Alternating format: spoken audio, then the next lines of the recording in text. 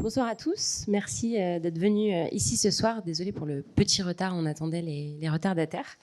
Je suis Aurélia et je m'occupe de la partie événementielle chez Welcome to the Jungle. Ce soir, on a décidé de parler de présence digitale, qui est un terme un peu flou qui englobe pas mal de choses. Les réseaux sociaux, les articles vous concernant, vos photos, votre CV en ligne. En bref, tout ce qu'un recruteur peut trouver en tapant votre nom sur Internet. Et aujourd'hui, il faut y faire attention autant qu'à son CV ou à sa lettre de motivation, puisque c'est potentiellement la première image qu'on aura de vous avant de vous rencontrer. Donc pour nous parler de ce sujet, on a avec nous Stella Walter, qui est Head of Talent chez Utopia, un fonds d'investissement spécialisé dans les startups consumer, c'est-à-dire les startups qui repensent nos manières de consommer. Elle y travaille depuis presque 1 an et recrute du coup tout type de profil pour les marques qu'ils accompagnent. Et avant cette expérience, Stella s'est occupée du recrutement pour des groupes comme Showroom Privé, Total ou encore L'Oréal. On a aussi Hugo Perrier, qui est le DRH de Cheers. Alors, j'ai plus le terme exact, Hugo, tu vas me gronder. Mais Cheers, c'est le réflexe photo. Cheers, c'est le réflexe photo absolu pour imprimer ses souvenirs partout en Europe, sur l'app et sur le site. Merci pour le petit instant pub. Donc Cheers, qui est une start-up, je ne sais pas d'ailleurs si on peut toujours dire start-up, mais de plus de 130 personnes, si je ne me trompe pas. Et Hugo, c'est le garant de la vision RH et du recrutement dans cette entreprise. Et avant ça, Hugo a travaillé pour des plus grandes entreprises, notamment de luxe, donc chez Dior et L'Oréal. On s'est rencontrés avec Stella, c'est une coïncidence. Voilà. On s'est rencontrés il y a 10 ans chez L'Oréal. Pas tant que ça. Je ne vais pas être très galante, Hugo, je vais démarrer avec toi. Je pense qu'une des premières étapes pour savoir comment est sa présence en ligne, c'est déjà de diagnostiquer un peu ce qui ressort quand on tape son nom sur Google. Quelles sont un peu les questions à se poser et est-ce qu'il faut mettre un peu des objectifs derrière tout ça?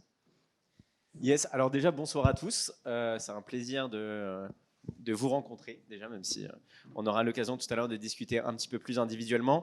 Ce sujet de la présence digitale est super important, je pense que c'est un sujet vraiment d'actualité et effectivement je pense que la première chose à se dire, c'est qu'aujourd'hui sa présence digitale c'est son nouveau CV. Et je pense que ça peut même être plus puissant que le CV. Donc super important de savoir déjà qu'est-ce qu'on a envie de mettre en avant en termes de compétences, en termes de personnalité, en termes d'industrie qu'on a envie d'aller chercher et de savoir qui on a en face et la personne qu'on a envie de cibler en face. Donc est-ce qu'on a envie de cibler une industrie, une autre, un type de métier, un autre. Donc ça, ce travail, il est à faire sur toutes les plateformes professionnelles où on peut être. On va pas mal parler de... Vous avez changé quelque chose sur le micro, non? Ou c'est moi qui fais comme ça? Peut-être que tu parlais pas assez fort. Et je ne parlais pas assez fort, désolé. Et qui est surtout incarné par LinkedIn. Donc voilà, très important d'avoir ce travail un petit peu marketing, de se dire qui est ma cible en face.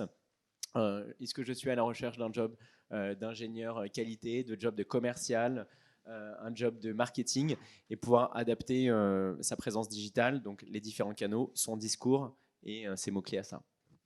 Parce que du coup, ça va être différent. Par exemple, si tu veux postuler dans un grand groupe, dans une start-up, les prérequis en termes de, tu parlais de LinkedIn, de CV en ligne, vont être un peu différents en fonction de l'industrie que tu vises, j'imagine. Oui, bien sûr. En plus, on pourra vous en parler parce que Stella et moi, on est à la fois passé de très grands groupes à des plus petites structures, très start-up. Et effectivement, c'est aussi comment on arrive à réajuster ce qu'on va mettre en avant, les qualités et aussi les plateformes où on va aller chercher des jobs et où on va se mettre en avant. Typiquement, Welcome to the Jungle, c'est moi l'endroit où j'ai entendu parler de Cheers la première fois. Et c'est aussi grâce à Welcome que j'ai pu découvrir cet écosystème-là. Je ne sais pas si j'ai répondu à ta question. Si, tu as répondu à ma question. Stella, en tant que recruteur, quel curseur tu attends entre la vie privée et la vie professionnelle? Qu'est-ce que tu as envie de trouver comme information quand tu googlises un candidat? Ouais. Bonjour à tous, ravie de vous rencontrer également. Donc, Stella, donc effectivement, je travaille chez Utopia, qui est un fonds d'investissement. Donc, pour répondre à ta question sur le curseur entre vie pro et vie perso, c'est un vrai sujet. Aujourd'hui, Internet, c'est utilisé pour 1 milliard de raisons. On l'utilise sur des réseaux personnels comme par exemple Facebook. J'imagine que beaucoup d'entre vous ont des réseaux comme Snapchat ou Instagram également. Et en même temps, c'est là où recruteurs et recrutés se rencontrent, puisque les recruteurs aujourd'hui, c'est leur canal Internet et le canal majeur pour aller chercher des candidats. Et au même titre, c'est là-dessus que vous allez aller chercher aujourd'hui vos futurs jobs. Donc il y a un vrai enjeu justement à maîtriser votre image sur Internet et donc à mettre les bons curseurs et les bons leviers, les bons niveaux je dirais de confidentialité entre votre moi personnel et votre moi professionnel. Un recruteur n'a pas forcément envie de tomber sur vos dernières photos de vacances, au même titre que votre Instagram a peut-être un enjeu à être verrouillé. Et en même temps, voilà, qu'est-ce que je montre de moi ? Et où est-ce que je décide que finalement ça devient professionnel là où ça reste où ça aurait pu rester personnel. Donc moi, il y a toujours une recommandation que je fais en amont, c'est d'avoir une vraie réflexion avant de se lancer sur les réseaux sur finalement qu'est-ce que j'ai envie de montrer de moi. Et ça se fait un peu en deux temps, sur le fond et la forme. Donc sur le fond, c'est de se dire qu'est-ce que je recherche comme job, à quel métier je me destine et qu'est-ce que j'ai envie de faire. Et donc ça c'est vraiment le fond et donc qu'est-ce que je vais dire de moi, et sur la forme c'est comment je le dis. Et donc ce que disait Hugo très bien, c'est je vais pas m'adresser pareil à mon audience, donc notamment sur LinkedIn, si jamais je cherche un job de comptable ou dans la finance chez Total par exemple, et si demain j'ai envie d'aller travailler chez Cheers dans un job marketing. Donc il y a au même titre qu'il y a des différents réseaux sociaux pour ça. On va pas se connecter sur, je sais pas, on va aller par exemple sur Dribbble si on cherche un job en product ou en UX, au même titre qu'on va aller sur GitHub si on cherche plutôt un job technique, et on va être présent sur LinkedIn si on cherche plutôt un job corporate. Et ben, au même titre que ça, il y a vraiment un discours à tenir et sur la forme, un enjeu à pas adresser pareil une grosse boîte et une petite start-up. Je crois que ça arrive assez régulièrement, pour en avoir discuté avec vous, qu'un recruteur googlise effectivement un candidat. Il y a peut-être des choses qui sont assez générales à tout type de profil. Sur quoi vous n'avez pas envie de tomber? Est-ce que par exemple il y a des réseaux sur lesquels il ne faut pas être? Est-ce qu'il y a des choses trop anciennes qu'il vaut mieux supprimer? Ouais. Alors il y a plusieurs choses et je pense on reconnaîtra un peu les habitudes. Donc effectivement, la plupart des recruteurs aujourd'hui vont vous googler.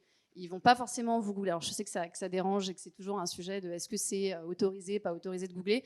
Aujourd'hui, tout ce que vous mettez sur Internet, par définition, tout ce que vous laissez à la visibilité des recruteurs est public. Et c'est tout l'enjeu, donc c'est là qu'il faut être vigilant. Donc un recruteur qui va vous googler, quelque part, il est dans son droit et il a le droit d'aller chercher des informations sur vous. Donc la question à vous poser, c'est qu'est-ce que j'ai envie de montrer? Mettez-vous un peu dans la peau des recruteurs, qu'est-ce que j'ai envie de montrer à ces recruteurs-là? Et effectivement, les trucs classiques qu'on n'a pas trop envie de retrouver, c'est notamment les vieux projets étudiants, voilà, un peu passés de mode ou potentiellement truffés de fautes d'orthographe. Donc ça, c'est des trucs qu'il vaut mieux... Internet, c'est poubelle du web. Hein. Des fois, il vaut mieux aller supprimer les contenus. Il y a eu toute une mode aussi des espèces de CV de type Do You Buzz. Je pense que la plupart, ou ceux qui ont, peut-être notre génération, ceux qui ont plus d'une trentaine d'années, ont tous fait leur CV Do You Buzz. S'il vous plaît, supprimez ce CV Do You Buzz. Plus personne les consulte et en plus, souvent, il y a un manque de cohérence entre typiquement votre LinkedIn et vos CV online. Ouais, parce que c'est pas forcément des outils qui sont mis à jour et du coup c'est... Absolument. Et puis Viadeo, question, je crois que plus personne ne se pose tellement la question, mais je pense qu'il vaut mieux avoir un réseau social bien mis à jour, bien updaté, plutôt que plusieurs réseaux sociaux qui vivent ensemble et qui n'ont pas de cohérence. Et quand je dis cohérence, c'est sur les dates, c'est sur les intitulés de postes et sur les missions. Et ça, c'est super important. T'en parlais, Stella, tout à l'heure, mais du coup, il y a forcément des réseaux où il faut être absolument présent. En fonction des profils, qu'est-ce que vous recommandiez? Qu'est-ce que vous allez checker, peut-être hormis LinkedIn, sur lequel on s'attardera un peu plus après? Pour les profils créa, t'en parlais. Est-ce que Twitter, c'est important pour certains types de profils aussi? Qu'est-ce que vous allez chercher comme info? Ok, tu compléteras probablement sur les profils créa parce que tu es aussi pas mal concerné, mais sur les profils créa, je ne sais pas d'ailleurs s'il y a des profils qui peuvent se qualifier de profils créa dans la salle, qui ont une casquette. Si vous pouvez lever la main, ceux qui ont plutôt un job créa. Bon, c'est pas la majorité visiblement de la salle, mais quand on parle de profil créa, moi je vois deux choses. Je vois toute la partie contenu. Et donc là, il y a un vrai enjeu quand on a un job de manière générale, qui soit marketing ou créa, où justement les recruteurs attendent que vous soyez bon en rédaction, en contenu, il y a un vrai enjeu potentiellement à avoir des blogs ou à créer du contenu. Donc Medium pour ça est un super outil et je trouve ça important aujourd'hui de créer du contenu, notamment sur Medium ou de le mettre sur LinkedIn ou de créer son blog personnel. Et après, quand on dit créa, on dit aussi créa potentiellement design ou visuel. Et là, dans ce cas-là, il y a des super réseaux. Il y a Behance qui est un réseau intéressant et Dribbble qui est un peu le réseau incontournable quand on est, que ce soit graphic designer ou product designer. Et c'est bien d'être présent sur ces réseaux-là. Pour la petite histoire, on avait des managers d'une précédente boîte qui ne recrutaient que sur Dribbble. Donc qui n'allaient pas voir LinkedIn, qui ne regardaient pas les CV, qui chassaient sur Dribbble et qui allaient regarder les profils qui avaient le plus de followers, qui avaient les meilleures productions créatives et qui se passaient complètement du CV. Ce qui a un vrai effet puisque de trend, puisque on est de plus en plus amené à recruter sans CV de plus en plus. Juste sur la question tu disais des followers, c'est important du coup quand on fait la démarche de se mettre sur ces types de réseaux un peu peut-être moins conventionnels que LinkedIn, d'être suivi. Alors, et encore une fois, peut-être pour replacer le sujet, parce que l'intitulé c'était sur les profils juniors, est-ce qu'on... Ouais. Je pense que c'est... Il y a deux choses. Je pense que c'est essentiel quand on crée son profil d'avoir du contenu de qualité. C'est intéressant, avant d'être suivi déjà, de suivre les bonnes personnes pour se mettre dans une logique de réseau et pouvoir avoir des interactions qualitatives avec les bonnes personnes. Donc c'est pas juste pour se mettre en visibilité, c'est aussi pour aller chercher des interactions de qualité avec des personnes potentiellement plus seniors justement sur les réseaux. Et après, oui, c'est bien d'être suivi. Mais pour être suivi, il faut avoir fait une vraie démarche. Pour avoir des followers, il faut avoir fait une vraie démarche de création de contenu. Et ça, c'est encore toute une autre démarche qui est un peu je dirais, il y a le must-have, enfin, il y a le nice-to-have, et puis il y a le must-have. Et avoir des followers, c'est un peu le nice-to-have, quoi. C'est l'étape d'après. Hugo, toi, ton outil pour recruter, c'est LinkedIn. Est-ce que tu peux nous dire comment ça marche côté recruteur? Parce que c'est un peu flou pour nous, candidats, qui n'utilisons pas ça dans la vie de tous les jours, notamment sur LinkedIn, LinkedIn Recruteur. Ouais, yes. Alors, LinkedIn Recruteur, c'est la face cachée de l'iceberg, comme tu disais. Et c'est super important que vous sachiez ce que le recruteur va faire avec, parce que ça va vraiment, je pense, conditionner votre façon de préparer et de travailler sur LinkedIn. Donc, accrochez-vous bien. Donc, LinkedIn Recruteur, en fait, c'est pas bien méchant, c'est juste, en fait, une sorte de back-office un peu caché dans lequel le recruteur, sans que vous le voyez, peut regarder toutes les informations qu'il y a sur votre profil. Jusque-là, c'est simple. La seule chose, c'est qu'il y a un moteur de recherche qui est beaucoup plus puissant que le moteur de recherche LinkedIn classique, dans lequel il peut trier tous les profils. Donc, c'est des centaines de millions de profils LinkedIn dans le monde, et les catégoriser sur plein de critères. Et en fait, très souvent, un recruteur comme nous, soit quand on a un poste ouvert avec un job posting et qu'on va aller vérifier un profil, soit quand on va activement aller chasser, on va aller sur LinkedIn Recruteur pour en savoir plus. Donc, assez simplement, on va dire, je vais chercher un UX designer et je vais vouloir le chasser parce que je sais exactement ce que je veux.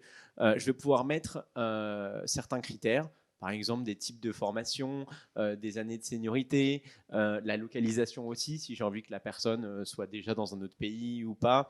Pas mal de critères et surtout utiliser des mots-clés. Et c'est là où ça devient intéressant pour vous. Parce qu'on fait ce qu'on appelle des recherches booléennes, en fait, par mots-clés. Et ça, tous les recruteurs que je connais, tu me diras, Stella, on fait tout ça, on utilise des mots-clés. Ah ben oui, moi je veux un UX designer, mais je veux un UX designer qui ait travaillé sur ce type d'interface-là, ou je veux qu'il maîtrise ce genre d'outils, ce genre de système. Et donc, en fait, LinkedIn va aller chercher par rapport à notre recherche tous les profils où c'est écrit, mais dans la langue dans laquelle nous on l'a écrit, avec les mots que nous on a choisis. Ce qui veut dire qu'en fait, la vraie vigilance à avoir de votre côté, c'est avoir les bons mots-clés dans votre profil. J'enchaîne.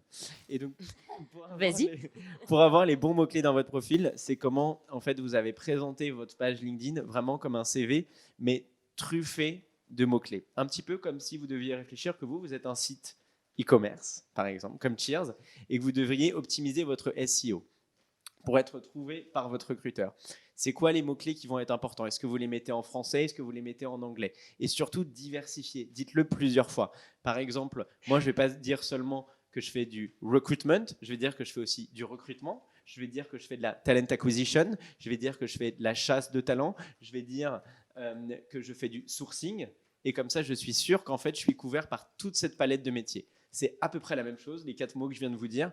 C'est juste que selon la philosophie et selon ce que va chercher exactement un recruteur, ben, il va taper parfois sourcing, il va taper talent acquisition. Pourtant, c'est à peu près la même compétence. Donc, appliquez-le aussi à vos métiers.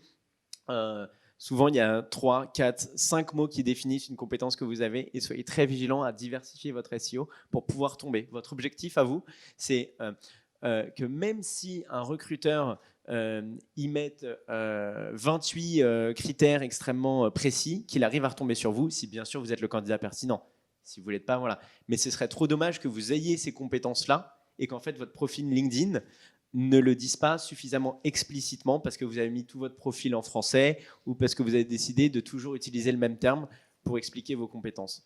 Donc ça, c'est vraiment quelque chose que je vous invite à faire, c'est être super vigilant aux mots que vous utilisez pour les compétences, mais aussi pour les types de clients avec lesquels vous avez travaillé. Si vous avez bossé en agence, par exemple, avec des grands comptes, je vais vous donner un exemple très concret, je pense que c'est plus intéressant. J'ai été en stage responsable de clientèle chez BETC. Et j'écris sur mon LinkedIn responsable de clientèle pour des grands comptes. Bah, c'est nul. Alors que si j'ai écrit responsable de clientèle pour L'Oréal, EDF et d'autres, bah en fait, je vais retomber dans les recherches de tous les recruteurs qu'on va taper L'Oréal. Il faut être le plus précis possible quoi, dans Voilà, ce que tu mets. Exactement. Donc, quand vous avez travaillé sur des projets, indiquez avec quelle entreprise vous avez travaillé sur des projets. Quand vous avez dû être sur plusieurs marchés, j'ai travaillé sur un scope européen. Bah, en fait, c'est peut-être plus intéressant de dire j'ai travaillé sur les marchés Espagne, Italie, etc. Parce qu'on va se dire c'est super, en fait, il a déjà une expérience en ayant fait du marketing sur ce marché-là. Et c'est là où vous pouvez multiplier vos chances de tomber parce que vous ne vous imaginez pas. Je vais vous donner un exemple encore. Ce matin, moi, j'étais en train de chercher un responsable d'influence pour l'Espagne. Vous imaginez même pas les mots que j'ai mis pour réussir à trouver. Et après, du coup, comme j'essaie d'être un recruteur malin, j'ai diversifié un peu les mots parce qu'au début, une fois, je suis tombé sur 8 profils. Alors qu'il y avait beaucoup plus de 8 Espagnols qui faisaient quand même ce que je faisais, enfin ce que je demandais. Mais ils n'avaient pas très bien renseigné leur profil LinkedIn, ce qui fait que les 8 premiers, c'est les 8 chanceux, parce que les recruteurs ont beaucoup de travail, donc parfois ils sont feignants. Donc ces 8-là, c'est un peu les happy few, parce que direct, je les ai contactés, et les autres, on verra si j'arrive à les trouver ou pas. Moi, j'ai 2 questions. Cette histoire de mots-clés, où tu les cases? Est-ce que c'est dans ta description de ce que tu fais? Est-ce que c'est dans tes compétences qui sont plus en bas de ton LinkedIn? Ouais. Et autre question, quand ton intitulé, par exemple, actuel de poste est un peu particulier, est-ce qu'il faut l'écrire différemment, du coup, pour ressortir plus dans les recherches des recruteurs? Ouais.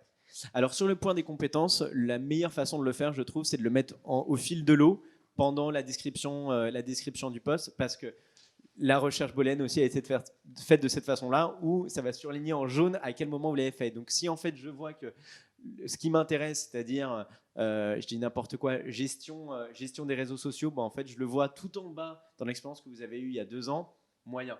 Donc c'est aussi intéressant de le mettre au fil de l'eau sur les expériences que vous avez eues. Sur les intitulés de poste, c'est une excellente question, parce que aussi LinkedIn fait un premier tri sur les titres de postes. Donc déjà, ça dépend de vos métiers, mais si vous voulez faire un poste international ou dans une grosse boîte, mettez-le en anglais, je pense que c'est la meilleure chose. Et essayez, la petite astuce maline, c'est s'il y a 3 façons de dire votre métier, responsable de compte, key account et chef de projet grand compte, faites en sorte que dans votre description, il se retrouve. Responsable, vous avez mis key account manager et en dessous, vous mettez responsable grand compte. Comme ça, au moins, vous êtes sûr de retomber dans toutes les recherches. Mais effectivement, le titre est extrêmement important. Il faut que le titre soit sexy, mais il faut aussi que le titre soit facile à retrouver. Si votre boîte vous a appelé d'une façon où c'est la seule boîte sur le marché qui appelle son chef de produit ou son commercial comme ça, c'est peut-être ultra sexy de dire sales strategist, mais en fait, on dit peut-être juste commercial et vous aurez plus de chances d'être trouvé comme ça. Stella, sur LinkedIn, je crois que le pitch et la description que tu mets au tout début est aussi hyper importante. Est-ce que tu as des recos là-dessus? Ouais. Alors là encore, effectivement, sur le pitch du début, ce qu'il faut savoir, c'est que LinkedIn est un outil qui est hyper intéressant et hyper puissant, mais perfectible. Et effectivement, le maximum de mots-clés, comme disait Hugo, vous allez mettre dans l'ensemble de votre compte LinkedIn, le maximum vous allez gagner en force de frappe. Il faut savoir que LinkedIn va aller chercher en priorité, et si vous voulez, dans les algorithmes, va survaloriser 2 endroits. La headline, donc effectivement le tout premier encart dont parlait Hugo. Donc là, c'est là-dessus, si vous avez, il faut y aller sur les mots-clés, et c'est là-dessus que vous devez y aller sur effectivement les différents titres, les différents intitulés de poste, et éviter les gourous, les champions, etc., parce que ça apporte pas du tout de valeur, à part vous faire... à part vous faire un petit ego trip, effectivement, c'est limité. C'est vrai que tu as des entreprises qui donnent que des titres très bizarres à leurs employés. Comme ça. Ouais. Bah, tout dépend de la philosophie, mais si vous êtes déjà dans la boîte, donc si la philosophie c'est d'attirer d'autres employeurs, l'enjeu c'est vraiment de vulgariser et de généraliser au maximum votre intitulé, effectivement d'être hyper pragmatique, de vous dire ok, comment est-ce que je traduis ça dans une grosse boîte, comment est-ce que je traduis ça dans une start-up, comment est-ce que je traduis ça avec différents périmètres, et effectivement l'enjeu de la langue est hyper important, souvent il faut le mettre en anglais, en français, quitte effectivement un petit peu plus bas dans la partie qui est hyper clé aussi et qui est hyper intéressante sur la logique des algos LinkedIn, toute la partie où vous allez parler de vous. Donc vous avez 2-3 lignes sur lesquelles vous allez décrire votre profil. Et là, moi, je pousse alors de 2 logiques. Donc effectivement, il y a la logique mot-clé à en remettre une couche et à doubler. Donc une version française, une version anglaise ou une version italienne. Enfin, qu'importe la langue, si vous avez envie d'aller chercher, d'être visible de ces recruteurs-là. Et après, dans une logique plutôt d'intérêt pour les recruteurs dans un second temps, lorsqu'ils arrivent sur votre CV, de mettre des indicateurs clés. Et donc là, ça va être si j'ai managé des personnes, management, effectivement les pays qu'on a été chercher, ça peut être un nombre, je sais pas, un nombre de comptes rentrés si on est sales, voilà, ça peut être des actions clés. Et donc effectivement, simplifier au maximum en mettant des indicateurs, des KPIs hyper lisibles. Potentiellement, pour votre premier job ou pour votre stage, vous pouvez vous faire chasser. Mais là encore, vous ferez chasser seulement si votre profil est ultra bien renseigné. Si vous cherchez un stage, vous êtes obligé de passer par la case disponible à partir de juin pour un stage de 6 mois, qui sera mon stage de fin d'études.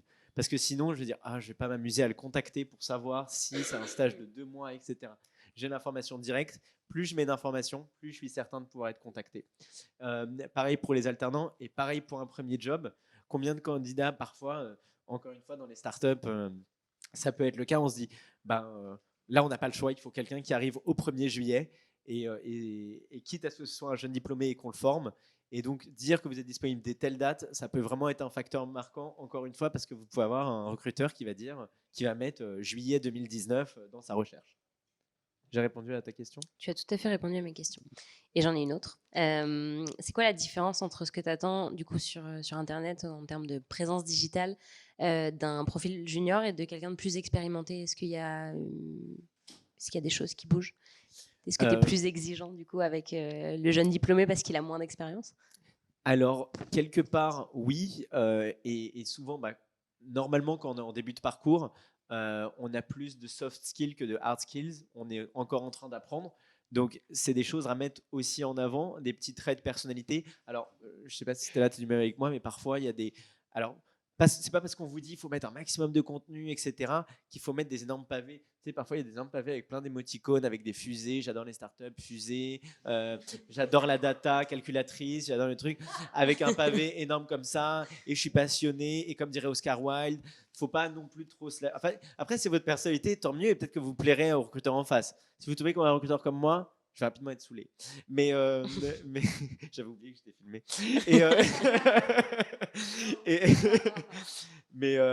Donc vous aurez moins de chances de rentrer chez Cheers. Mais il y a du contenu, mais c'est surtout de la précision. Donc pour en revenir à ta question, un jeune diplômé, pour moi, c'est mettre en avant aussi tous les side projects que vous avez à côté, tous les projets étudiants. Vous avez essayé de monter un vrai projet de boîte, un vrai, hein, pas un petit truc, mettez-le en avant. Vous avez fait, je dis n'importe quoi, du bénévolat, vous le mettez en avant aussi. Vous savez parler cette langue, voilà. Et vous n'hésitez pas à mettre en lien des projets, des sites que vous avez pu développer, ce genre de choses qui peuvent être vachement importantes. Donc pour moi, c'est là-dessus. Et justement, c'est parce qu'on est jeune diplômé qu'on doit aussi être très vigilant aux fameux mots-clés à mettre en avant, parce que vu qu'on a peut-être moins d'expertise active, il va falloir trouver des choses qui vont faire venir le recruteur. Donc là encore, ne pas hésiter à maximiser même voilà, les premières affinités qu'on a eues, le type de projet qu'on a pu côtoyer. Pour les plus seniors, effectivement, c'est plus simple parce que souvent, il y a toutes les expériences qui parlent à leur place, à mettre en avant. Mais voilà, et ça fera le lien, je ne vais pas trop en parler, mais que des profils juniors, pour moi, sont ceux qui doivent être les plus actifs aussi de manière en termes de veille et en termes de suivi des boîtes. Parce que pour le coup, parfois, vous n'allez pas seulement être regardé parce que vous avez dit quelque chose sur votre profil, mais parce que vous avez dit quelque chose sur une autre boîte et que vous avez suivi une autre boîte. Donc, c'est aussi des choses qui peuvent maximiser vos chances. Si vous voulez absolument aller dans l'industrie, je dis n'importe quoi, des cosmétiques, le fait que vous ayez suivi toutes les boîtes qui sont dans les cosmétiques, déjà, ça va vous permettre d'avoir plus de connaissances, ça va permettre aux recruteurs de se dire « Ah, en fait, j'ai quelqu'un en face de moi qui est très connecté. » Et toutes ces choses dont on a parlé, donc ces techniques de recruteur, la manière dont vous veillez sur les profils, ne vous battez pas pour le micro. Est-ce que c'était la même chose dans les grands groupes? Est-ce que votre manière de chasser était la même? Est-ce que c'est... À l'époque, on ne chassait pas dans les grands groupes. Ouais, parce on attendait le poisson. Maintenant, je pense que... Ouais. Je pense qu'il y a un vrai switch et une vraie prise de confiance, prise de conscience, lapsus, qui est en train de se faire. Plus ça avance et plus les boîtes recherchent des profils en volume et moins elles trouvent en fait de candidats. Alors ça peut paraître surprenant quand on est en train de chercher un boulot et que on n'est pas encore chassé par des dizaines de boîtes, mais c'est une réalité. Et donc effectivement dans les grands groupes, à l'époque, on chassait moins, ou on chassait sur des métiers à expertise. Je m'explique, moi j'étais chez Total, on cherchait des foreurs, on cherchait des géologues, bon, voilà, on cherchait des ingénieurs. Il y a un foreur dans la salle? Non. Et donc, on ne cherchait pas forcément effectivement des profils marketing, des profils sales, parce qu'il y avait beaucoup de profils entrants. On mettait une annonce et il y avait, je sais pas, 600 candidats, et donc on faisait 3 filtres sur un horrible outil et on en voyait 20 qui ressortaient. Donc, ce qui est un peu la logique dans laquelle on pourrait retomber avec LinkedIn. Aujourd'hui, je pense que les grands groupes chassent. Tu en es l'exemple, tu montrais tout à l'heure un mail de chasse de chez Dior que tu avais fait à l'époque. Donc les grands groupes chassent avec plus ou moins d'efficacité, mais ils chassent. Voilà, je ne sais pas si ça te répond à ta question. Un petit complément là-dessus. Qui veut aller, qui est intéressé par les grands groupes après? Ouais, il y a quand même pas mal de monde. Et ne pensez pas que... alors, postuler dans un grand groupe par le système classique, c'est effectivement très bien, mais n'hésitez pas aussi... Voilà, cet enjeu de visibilité digitale est super important parce que je vais vous donner un exemple précis. Chef de produit marketing, c'est un poste sur lequel je mettais une annonce et je recevais vraiment chez Dior au moins 1000 CV en à peu près 2 semaines. 1000 CV. Donc, soit j'ai un logiciel qui est ultra puissant pour me permettre d'en ressortir 20, soit en fait, ça va être beaucoup de réponses automatiques. Donc, c'est assez horrible comme réalité. Ce ne sera pas le moment le plus joyeux de cette vidéo. Mais en fait, ce que je faisais souvent en face, c'est que je chassais. Et j'essayais de retomber. Ouais, et c'est assez absurde, mais en fait, c'est parce que souvent, on n'est pas toujours aligné, même si on essaie de faire des job descriptions les plus précises possibles. Les personnes, parfois, mettent des bouteilles à la mer alors qu'ils savent qu'ils n'ont pas exactement le profil. Donc, c'est pour ça que le fait de bien travailler sa présence digitale, c'est aussi maximiser le fait que même si vous êtes jeune diplômé, vous pouvez vous faire targeter de cette façon-là parce qu'il y a quelque chose dans votre profil qui va être mis en avant. Je me permets de compléter parce que c'est hyper intéressant ce que tu dis. C'est effectivement, parfois, on est amené à rechasser derrière une centaine ou plus de CV reçus, et ça a quelque chose d'absurde. Mais ce qui marche souvent aussi, et que ce soit dans des petites boîtes ou dans des grands groupes, c'est la logique de réseau. Et là encore, ce qui est intéressant, c'est que souvent, on se retrouve à recevoir des candidatures par réseau et à les considérer, je dirais, de manière beaucoup plus importante parce qu'elles nous ont été envoyées par un tel ou telle personne connaît un tel. Là où ça devient intéressant pour vous, alors vous allez me dire, ouais, mais j'ai pas un réseau énorme, moi je suis encore, je suis jeune diplômée, je suis au début de ma carrière, donc comment je fais si je connais pas toute la planète, je n'ai pas forcément fait une grande école, etc. Là où ça devient intéressant, justement, c'est d'utiliser les réseaux sociaux, qui par essence sont des réseaux de mise en relation et de network, pour se créer un réseau C'est tout un enjeu. Et de pouvoir utiliser cette logique de mise en relation via les réseaux sociaux. Donc, ça va être par exemple se dire, bah voilà, je connais un tel dans telle boîte. Est-ce que je ne vais pas, naïvement, mais pas tant que ça, lui poser la question est-ce qu'il y a des opportunités en ce moment? Et puis, est-ce que peut-être, alors ça peut être quand on est junior, la parade, ça peut être de dire, bah voilà, ça fait 10 ans que vous travaillez chez L'Oréal, j'aime beaucoup votre parcours. Est-ce que on pourrait, je vois que vous avez fait telle école, est-ce qu'on pourrait parler de ce qui vous a permis de faire ce parcours-là? Donc, c'est flatteur, souvent ça marche avec les plus seniors. Et donc, d'utiliser son réseau de manière très saine, mais d'essayer de rentrer, de parader et de rentrer en relation avec les bonnes personnes au sein des boîtes. Et ça peut clairement être fait via les réseaux. Si vous avez une porte ouverte en fait sur toutes les boîtes.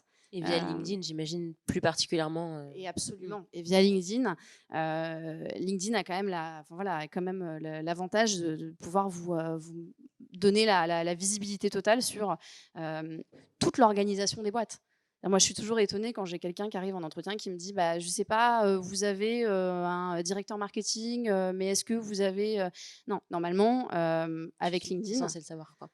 Vous savez qui va être votre manager, vous savez qui vont être vos collègues, et je vais plus loin, vous avez déjà refait quasiment l'orga de la boîte sur papier. Et ce truc-là a de la valeur parce que demain, si vous savez qui fait quoi dans une entreprise, vous pouvez très bien aller l'approcher. Et vous pouvez très bien aller lui poser des questions. Et demain, s'il y a un poste, vous pouvez très bien aller lui demander de vous recommander. Donc, c'est vraiment comme ça qu'il faut utiliser LinkedIn, je dirais, si on fait un peu sur le next step, c'est effectivement créer un profil qui soit consultable et sur lequel on peut se mettre en visibilité. Ça, c'est une chose. Et la deuxième chose, c'est comment, une fois que j'ai fait ça, comment est-ce que je vais plus loin et comment est-ce que je suis proactif et je vais chercher les bons contacts, les bonnes mises en relation et comment je me mets en visibilité. Et la mise en visibilité, ça passe par plein de choses. Ça passe par effectivement les mises en relation, ça passe par le contenu. Ça passe par un milliard de choses. Quand tu dis, du coup, construire son réseau, s'en servir, on pense aussi à quand tu postules quelque part, on en parlait de doubler, par exemple, d'un message sur LinkedIn. Je crois que vous n'avez pas du tout la même opinion du sujet. On s'est battu la dernière fois. Toi, Stella, c'est plutôt quelque chose que tu trouves assez intelligent. Pourquoi? Moi, Ah, tiens, on m'entend plus fort. Ou j'ai crié? Non, bon. Moi, je conçois pas. J'ai une position un peu radicale, mais comme Hugo aussi, c'est pas grave. On va avoir chacun notre avis. Moi, je conçois absolument pas qu'on puisse postuler un job sans doubler d'une prise de contact à la bonne personne sur les réseaux. Et la bonne personne, c'est pas toujours celle qu'on imagine. Il y a un milliard de portes d'entrée. La bonne personne, en fait, il y a 3 types de bonnes personnes. Numéro 1, la bonne personne, c'est potentiellement le RH. Alors le RH, le côté un peu piège, c'est que le RH est ultra sollicité. Donc le RH est ultra habitué à se faire contacter. Donc le RH, parfois, il est un peu fatigué. Donc un mail parmi tant d'autres, il va zapper. Mais pourquoi ne pas tenter? Il y a une autre approche qui est de dire, bah, OK, le RH s'est fait solliciter 10 fois dans la journée, donc je vais aller chercher le manager en direct. Parce que le manager, c'est aussi un recruteur. Donc je vais aller chercher le manager et je vais lui dire à quel point j'aime la boîte et le projet est fait pour moi. Et ça, souvent, ça intéresse les managers. Et puis, il y a une troisième porte d'entrée qui est de se dire, bah, OK, je regarde un peu mon réseau, je regarde les relations que j'ai en commun, ou je regarde les personnes qui bossent dans la boîte, et j'essaye de trouver une connexion pour aller demander à cette personne-là, justement, soit de me faire une intro, soit je vais en direct et je lui demande, voilà, sur tel job, est-ce que tu connais quelqu'un qui connaît quelqu'un qui pourrait faire passer mon CV en interne. Il faut être aussi un peu culotté, du coup, dans cette démarche, pas trop hésiter, et ça peut payer, quoi. Ouais, je pense qu'une recherche d'emploi et une carrière professionnelle de manière globale, ça se mène avec de l'intelligence, c'est sûr, mais de l'audace surtout. Et donc, c'est le rapport au risque qu'on va mettre là-dedans, mais sans audace, on n'y arrive pas. Moi, j'ai un milliard de personnes qui... moi, j'ai des amis au quotidien ou des gens avec qui je peux échanger sur des recherches qui me disent « Ouais, mais bon, s'il ne me répond pas, s'il ne te répond pas, il ne te répond pas. On s'en fout. Et probablement que vous allez écrire à 10 personnes et il y en a une qui va vous répondre, avec un peu de chance. Si c'est une personne sur 10 qui vous répond, vous avez gagné. Et si vous travaillez un petit peu, enfin on va y revenir, hein, mais si vous travaillez votre contenu, vous avez beaucoup de chances que ce ne soit pas une personne sur 10 qui vous réponde, mais potentiellement 3 ou 4 personnes sur 10. Et là, ça devient intéressant. Et là, c'est plus une perte de temps. Les personnes qui ne vous ont pas répondu, elles vont vous oublier. Les personnes qui vous ont répondu, là, vous avez gagné une belle étape. Donc, c'est hyper important. Moi, je suis une grande convaincue de toujours contacter des gens en direct en plus de la candidature. Je veux bien compléter. Et nuancer pour au point de vue. Je pense que le de mon point de vue, le doublement n'est pas indispensable, mais quand il est fait, ça peut être une vraie valeur ajoutée s'il est extrêmement bien fait. Donc pour moi, suivez le conseil de Stella, mais si vous le faites extrêmement bien. Si vous contactez un RH, oui, mais qu'est-ce que vous lui dites? Si c'est pour lui dire, vous avez certainement reçu ma candidature sur Welcome to the Jungle, je pense qu'en fait, quand vous le dites, quand vous l'envoyez, vous vous dites, bah, c'est bien, c'est cool, ça montre ma motivation.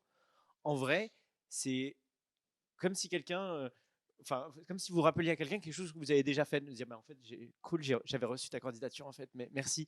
L'apport de valeur ajoutée est pas forcément énorme.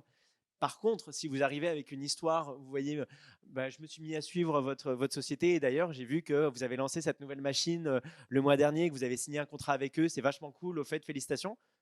J'ai très rarement reçu un message comme ça et je peux vous jurer que si je reçois un message comme ça d'un candidat, je vais me dire, ah lui, il est malin. Et donc, il aura au moins validé cet aspect-là. L'audace, pour moi, n'a de sens que si c'est fait avec une valeur ajoutée et le fait d'apporter quelque chose. J'ai vu que vous avez commencé à travailler sur cette nouvelle technologie. C'est marrant parce que c'est la technologie sur laquelle je creuse le plus de choses depuis un an. D'ailleurs, allez voir cet article que j'ai écrit si ça vous intéresse. Ça vous permettra de compléter le CV qu'effectivement, je vous ai envoyé avant-hier. Quand on veut contacter le manager, on a énormément de choses à dire aussi. Et ne lésinez pas sur la corde, pour moi, émotionnelle. Le manager, ben, peut-être qu'en fait, il a fait la même école que vous. Le manager, en fait, peut-être que sa première boîte, c'était la même boîte dans laquelle vous avez fait votre premier stage. Et peut-être qu'en fait, vous voyez dans la façon dont il a écrit ses bullet points, ben, il y a plein de points en commun avec vous. Ben, vous n'allez pas seulement lui dire « Ah, au fait, vous allez dire à votre RH que j'ai postulé à ça. » Vous allez lui dire « En plus, c'est marrant, on a fait la même école et la même asso. Bah, cet asso, en plus, moi, j'étais trésorier, c'est assez drôle. À l'occasion, ça vous intéresse, je pourrais raconter ce qu'elle est devenue. » Bah là, en fait, vous êtes sûr que le manager il va vous répondre derrière. Donc, ça n'arrive pas tout le temps que vous étiez au BDE, de la même asso, de la même école de la personne. Mais ne loupez surtout pas cette opportunité-là. Et ça doit être un réflexe pour vous d'aller voir c'est qui le manager, en fait. Ça va être qui le responsable de. Et c'est ultra simple, en fait. Vous dites bah, je cherche un poste de chargé d'affaires. En fait, vous allez voir très rapidement directeur d'affaires et vous savez à peu près quel sera le titre de votre N+1 et vous allez le trouver en 30 secondes, même si dans la job description, ce n'est pas indiqué. Et voilà, et encore une fois, de continuer à suivre l'actualité de la marque et de ses concurrents. Ça vous permettra de doubler votre candidature, oui, mais en apportant une vraie valeur ajoutée. Pour moi, je ne le conçois pas tant que ce n'est pas un rappel simple à une candidature. Donc on n'est pas si éloigné que ça, en fait. On est même totalement d'accord. Tu as commencé à l'aborder tout à l'heure, c'est la partie animation de ces réseaux. Donc, on a beaucoup parlé de LinkedIn, mais il y en a aussi d'autres. Tu parlais de Medium. Il y a aussi des gens qui font le choix d'avoir un site et de l'alimenter. À quel point c'est important d'alimenter ces réseaux? Et vous, en tant que recruteur, qu'est-ce que vous allez aller regarder? Notamment, peut-être, commençons par LinkedIn. Ouais, alors c'est effectivement important d'alimenter ces réseaux et c'est d'autant plus important quand on est un jeune diplômé ou un profil encore plutôt junior. Et c'est encore plus important quand on est sur des métiers où il y a, je dirais, beaucoup de potentiels profils comme des métiers comme voilà, le marketing, les Communication. communication, etc. Moi, ce que je m'amuse à aller regarder régulièrement et là où ça a vraiment de l'intérêt, c'est d'aller regarder effectivement comment les personnes se mettent en visibilité sur les réseaux sociaux. Et ça, il y a différentes manières de le faire. Donc, si je fais un petit focus sur LinkedIn, parce que c'est quand même le réseau qui est le plus utilisé, LinkedIn permet de se mettre en visibilité de différentes manières. Et là encore, il faut trouver son style et il faut potentiellement y aller par étapes. On ne demande pas tout de suite de vous faire un post à 10 000 interactions. Il faut y aller petit à petit. Et puis, si on est plutôt quelqu'un de réservé, ça ne sert à rien de s'ultra exposer. Donc, il faut le faire avec intelligence. Mais une fois qu'on a trouvé un peu le ton de la communication, je dirais qu'il y a une première chose qui est sympa, qui peut être c'est une manière de commencer, d'interagir sur des posts de personnes qui ont déjà posté. Alors ça, c'est la manière très, très opportuniste, mais maligne. C'est d'aller suivre des gens qui font du contenu sur des métiers qui vous intéressent, sur des boîtes qui vous intéressent, de les suivre, d'aller regarder voilà, la manière dont ils communiquent et de partager avec un petit commentaire, de liker, voire de faire un commentaire sur les posts. Attention à ce que vous mettez, il faut rester hyper... je crois que justement ce que tu disais, c'est très très visible notre activité sur LinkedIn. Absolument. Ça reste visible pendant un petit bout de temps. Si tu veux, pour te donner une idée, en fait, et c'est un peu la spécificité de LinkedIn. Je crois que le post sur LinkedIn, alors il me semble que c'était 24 heures, quelque chose comme ça, la durée d'un post LinkedIn, si il n'y a pas d'interaction majeure, et si jamais ça commence à être retweeté, repartagé, liké, etc., ça peut durer jusqu'à une semaine. Là où, pour vous donner une idée, ceux qui sont adeptes de Twitter, c'est en moyenne 3-4 heures s'il n'y a pas de like, de partage, etc. Donc c'est un réseau qui crée un historique pour 2 raisons, parce que votre post dure longtemps et parce que quand on est recruteur, on s'amuse à aller regarder votre activité. Et votre activité, c'est sur vous irez regarder sur votre profil. Vous avez tout un petit encart activité qui d'ailleurs peut être masqué ou démasqué selon les filtres de votre compte, et qui nous permet, nous, d'aller regarder toutes vos interactions. Et ça va vraiment du simple like de commentaire. On va voir, tiens, il a liké un commentaire, à un commentaire un peu plus assumé sur, ou des posts sur différentes interactions. Donc c'est important aussi de manier ce truc-là avec le maximum de dextérité et d'être très confortable, très à l'aise avec tout ce que vous allez dire, parce que ce que vous allez dire, ça va perdurer. Voilà. Donc il faut que vous soyez très très très à l'aise avec votre discours. Donc vous pouvez effectivement vous amuser à aller liker, partager du contenu déjà existant. Vous pouvez faire ce qu'on appelle la curation. Il y en a qui font le marketing, vous connaissez peut-être un peu le principe de curation. Donc c'est aller chercher de la veille, faire de la veille sur vos sujets de prédilection, et donc être justement la personne qui va pousser du contenu. Donc le premier est potentiellement mettre un petit extrait, un petit chiffre clé, dire voilà, hyper intéressant comme article, tatata. Donnez votre avis si vous sentez capable de le faire avec un peu de finesse. Et il y a une troisième chose qui est pour le coup là, d'être un peu plus audacieux et de créer du contenu. Et donc ça peut être effectivement créer des articles et les repartager, créer des posts un peu plus marketés. On peut utiliser des vidéos, on peut utiliser des photos, on peut utiliser plein de choses. Et d'ailleurs, souvent, les vidéos et les photos, ça marche beaucoup plus en termes de visibilité. Ça accroche plus l'œil et c'est mieux partagé et liké. Donc, c'est à vous, et je pense qu'il faut y aller petit à petit. Il ne faut pas se lancer dans la vidéo du siècle si on vient de se créer un compte LinkedIn, parce qu'il faut se familiariser, c'est comme tout outil. Mais voilà. Et puis, gardez en tête que on peut pas plaire à tout le monde, et donc on peut pas faire l'unanimité. C'est-à-dire qu'à chaque fois qu'on va créer un contenu,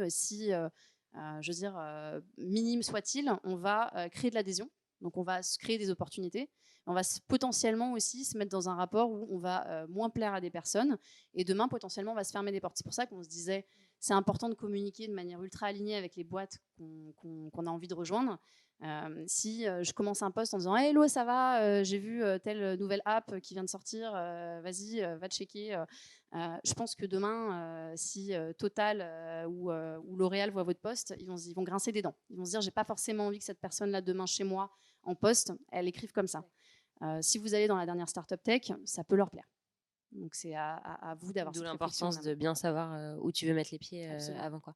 Sur la question du ton, est-ce qu'il y a des sujets sur lesquels il faut éviter de prendre la parole selon vous? J'imagine qu'il y a des choses qui vous froissent un peu, qui peuvent vous froisser. Ouais, alors moi c'est marrant, j'ai une anecdote récente sur ça. Donc ça image assez bien, je trouve, le sujet. On m'a envoyé on m'a recommandé, on m'a fait une intro auprès de quelqu'un il n'y a pas longtemps, et qui avait un profil intéressant et sur lequel je me disais tiens, effectivement, potentiellement ça pourrait correspondre à une des startups du portefeuille. Donc je me dis tiens, je vais le rencontrer, c'est génial. Et puis on me pousse son profil LinkedIn, donc pas de CV. Donc je vais me balader sur le profil LinkedIn, et puis intéressant, le parcours, etc. Le mec a fait telle boîte, c'est super, etc. Donc marque des points, plutôt intéressé. Je me fais une joie de le rencontrer. Et puis je vais regarder son activité. Et sur son activité, donc effectivement, il a liké du contenu pro, etc. Et puis à un moment donné, il est arrivé sur un post d'une nana qui disait, il y en a pas mal en ce moment sur les réseaux, une nana qui disait qu'elle en avait marre de se faire harcelée par les mecs sur LinkedIn, et qui disait qu'effectivement, elle s'était fait encore contacter par un mec, et que c'était plus possible. Et donc, elle dénonçait ce truc-là. Et le gars, en fait, faisait un commentaire en disant ouais, mais moi je trouve que finalement, la manière dont il l'a fait, pourquoi pas, et puis après tout, pourquoi il pourrait pas le faire sur LinkedIn. Et en fait, ce mec-là, on parle de drague, du coup, très clairement. Ouais, ça, on parle de drague, et du coup, moi, de fait, ce mec-là m'est apparu beaucoup moins sympathique en 2 minutes. Alors, on peut se dire, effectivement, potentiellement, il serait tombé sur un autre recruteur, un autre RH qui aurait été d'accord avec lui, ça l'aurait fait. Mais là, pour le coup, il a touché à des choses qui sont beaucoup plus touchy, et tout ce qui va être du domaine de la morale, du domaine de l'éthique, du domaine de la politique, la religion, je déconseille.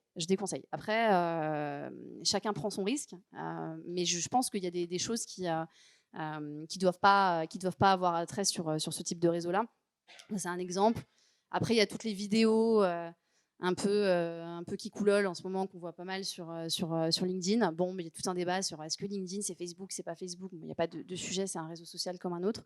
Est-ce que en recherche d'emploi, vous avez intérêt à liker la dernière vidéo de un tel qui s'est cassé la figure Enfin voilà, je pense que c'est pas forcément le truc le plus pertinent à liker ou à repartager. Voilà. Donc moi, c'est le genre de choses qui peuvent me freiner un peu dans mon élan de recrutement quand je croise ce type de poste. Hugo, je sais pas si je réponds. Si. Hugo, tu partages l'opinion de Stella? Alors moi, d'un point de vue de recruteur, je partage sans partager en fait. Mon avis, il est un peu peut-être. En fait, je me dis une personne qui communique comme ça sur les réseaux sociaux et qu'elle a vraiment envie de le faire, c'est son droit. Comme c'est le droit de la société de dire je m'identifie pas à ces valeurs. Donc moi je dis, et c'est ce que je te disais quand tu m'avais raconté cette anecdote, je te dis mais d'un autre côté, tu n'es pas tellement contente d'être tombée sur ce poste-là, parce que tu te dis, ça c'est des valeurs que moi, parce qu'en tant qu'RH, on est supposé représenter les valeurs de ta boîte, et toi tu vas peut-être dire, mais moi en fait les valeurs machistes, de drague incessante, à la limite du harcèlement, bah, j'adore ça. Alors, il faut faire attention au montage pour pas qu'il y ait que ça qui reste. Hein. Mais, mais voilà. Donc, je me dis, si la personne elle a envie de véhiculer ça sur un réseau social professionnel, tant mieux. Et peut-être qu'elle elle arrivera à trouver une boîte qui croit en ses valeurs, en l'occurrence peut-être machiste. Moi, en tout cas, je serais très content de ne pas la recruter. Et donc, je me dis, si des gens, et si vous avez envie de le porter, autant que vous soyez dans une société, dans une entreprise qui vous ressemble. Donc, si voilà, vous avez des valeurs qui peuvent être machistes ou racistes, ben, peut-être que vous trouverez une société pour vous, mais en tout cas, ce ne sera pas de Cheers ni des sociétés. Pas une des startups du portefeuille, mais en fait, il faut imaginer que le recruteur, quand il va voir ça, il va se dire oups, est-ce que ça correspond effectivement aux valeurs de la boîte? Mais il va aussi se dire, est-ce que demain, je suis à l'aise avec le fait que la personne, si je la recrute, elle puisse communiquer comme ça sur les réseaux, donc elle m'expose. Et donc, au-delà de est-ce que ça correspond à mes valeurs, il va se mettre dans un risque de conformité, il va se mettre dans un risque d'exposition et potentiellement de bad buzz. Et donc, potentiellement, faut pas oublier qu'un recruteur, c'est quelqu'un qui a un rapport au risque. Un recruteur, son métier, c'est de recruter. Donc, s'il se plante, il a fait une connerie. Et donc, le recruteur n'aime pas trop prendre des risques. Et donc, si jamais vous allez challenger ce truc-là, que vous faites des posts super exposés, un peu amoral, etc., vous vous mettez en risque parce que le recruteur, il va se dire, mais moi, cette personne-là, si demain, elle dit ça dans ma boîte, je suis cuit. Donc, elle ira probablement pas, même si elle est d'accord. Encore une fois, être en accord avec ce que tu représentes et ce que tu as envie de montrer professionnellement et au-delà de ça, quoi. J'ai une dernière question et après je vous laisse la parole. Est-ce que c'est important d'être cohérent sur les différents réseaux, Twitter, LinkedIn? Est-ce qu'il faut mettre la même job description? Est-ce qu'il faut s'exprimer de la même manière? Je peux répondre partiellement en fait sur déjà la question, c'est est-ce que le profil LinkedIn doit ressembler au CV pour moi et pas tout à fait. Pour moi, c'est aussi l'occasion de le marketer de façon un petit peu différente. Aujourd'hui, le CV, c'est quand même quelque chose qui est extrêmement codifié. Donc, c'est aussi l'opportunité de le présenter de façon plus dynamique, peut-être plus synthétique, un petit peu moins codée et aussi très concrète. Et vous oubliez surtout pas la recherche booléenne dont je vous ai parlé tout à l'heure. Mais c'est surtout là-dessus. Après, effectivement, quand on est sur une différente palette, il faut savoir j'utilise quel média pour quelle cible. Si je suis un créa, ok, alors je vais vouloir pousser mon LinkedIn de cette façon-là et pousser mon Instagram ou autre, mon Pinterest ou autre de cette façon-là. Et c'est là où la cohérence se joue, de se dire à chaque fois qu'est-ce que je vais demander à attendre. Je vois souvent, par exemple, sur les CV, des liens sur les LinkedIn et des liens sur différentes pages. Faites en sorte qu'il y ait vraiment des choses à aller voir et faites en sorte que chaque canal que vous utilisez, si vous en utilisez plusieurs, raconte une histoire qui soit complémentaire, ou alors sinon focalisez-vous sur un seul, vous serez plus qualitatif. Non, mais c'est hyper bien résumé. Et effectivement, cohérence ne veut pas dire copier-coller. Et rien de plus agaçant pour un recruteur d'avoir 4-5 liens et de revoir le même contenu. Donc effectivement, c'est s'adapter et s'approprier chaque canal pour en faire quelque chose de de propre et puis qui amène de la valeur à la candidature. Il y a pas mal un peu dans cette même verve, il y a pas mal de profils aujourd'hui, notamment sur partie marketing, communication, qui nous mettent à disposition leur Instagram. Et honnêtement, pourquoi pas, d'autant plus quand on est sur des profils voilà, créa ou market. Le contenu, ça peut vachement amener. Ça amène rien quand c'est complètement pro et quand on retrouve les photos de vacances. Et franchement, là, on a plus l'impression d'avoir mis le pied dans quelque chose d'un peu intrusif et honnêtement, autant s'en passer. Mais quand ça amène à une candidature et que ça amène dans l'univers de la personne aussi et qu'il y a de la cohérence, ouais, ça a beaucoup de valeur. Merci Hugo, merci Stella et merci à vous d'être venus aussi nombreux.